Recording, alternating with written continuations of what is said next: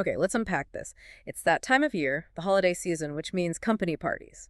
And that's great. It is, yeah. But for companies in California, these celebrations can actually hide some pretty serious compliance traps. We're talking wage and hour laws for your non-exempt staff. That's exactly right. And for our deep dive today, we're pulling from some really essential guidance from HRDelivered. The piece is called Holiday Party Meal Breaks for California Employees. Okay. And our mission really is to figure out how that mandatory fund can, very quickly turn into mandatory overtime. Yeah. Or even worse, these big meal period penalties. Right. So it really brings up the big question for any manager out there planning an event.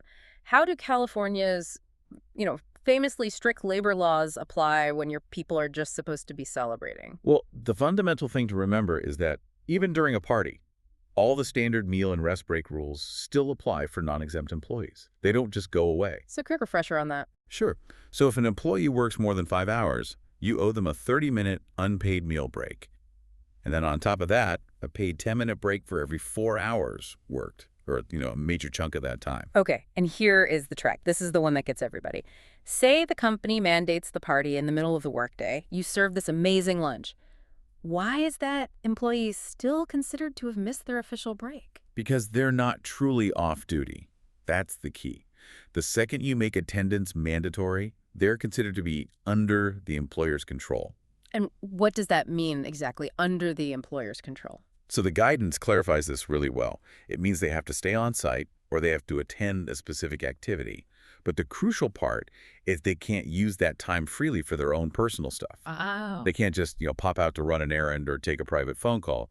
A meal period has to be off-duty and totally uninterrupted. Yeah. And a mandatory party, no matter how festive, just doesn't count. That inability to use the time freely, that is the critical detail, isn't it? So your nice gesture of buying lunch suddenly becomes a legal liability. What's the financial hit for that? That takes us to the California meal period premium.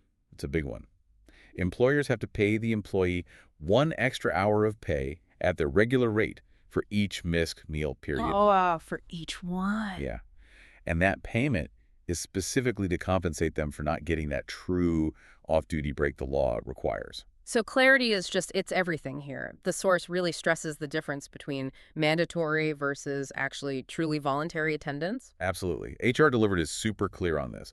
If the party is genuinely voluntary, your invitation or flyer, whatever you send out, it needs to have a simple statement on it, something like attendance is optional. Just to avoid any confusion about pay. Exactly. And on the flip side, if you decide the event is mandatory, then all of that time has to be paid as work time, which, means you have to track it properly and plan ahead to avoid bumping people into overtime by accident. So if we connect all these dots, the big lesson for you, the listener, is to basically treat your company party, at least for your non-exempt staff, just like any other work activity. You have to. Plan for the breaks, track the time, and be crystal clear in your communication. Right. Compliance here really means you have to recognize that even a fun event can be paid work time. And that little difference between calling something optional versus required is what saves you from that expensive meal period premium. And it kind of makes you wonder, right? If a holiday party can be considered work, what other informal team-building things, those little morale events, what else might be creating these same risks if you're not planning for them? That is a great question to think about. And for more practical solutions, some really detailed insights on making all this compliance stuff simpler, we definitely encourage you to check out the HRDelivered blog.